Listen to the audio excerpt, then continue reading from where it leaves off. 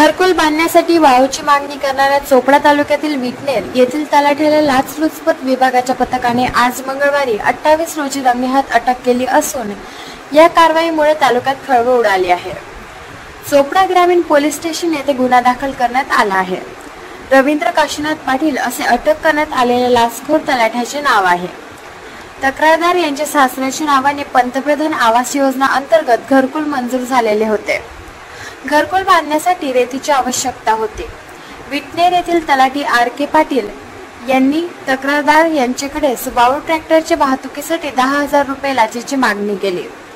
तक्रारदार यांनी याबाबत लाचलुचपत प्रतिबंधक विभाग येथे 27 मे 2024 रोजी तक्रार दिली। तक्रारदार यांनी दिलेल्या तक्रारीप्रमाणे पंचासमक्ष मंगळवार दिनांक 28 रोजी पडताळणी केली असता तलाठी R.K. पाटील यांनी पंचासमक्ष 5,000 रुपयांची लाचेची मागणी केली आणि तक्रारदाराकडून 5,000 रुपयांची लाच घेताना त्यांना रंगेहात पकडण्यात आले। यांच्यावर चोपडा ग्रामीण पोलीस स्टेशन येथे गुन्हा दाखल करण्यात आला आहे। प्रकाश बोरसे यांचा रिपोर्ट, मानवहित न्यूज, जळगाव।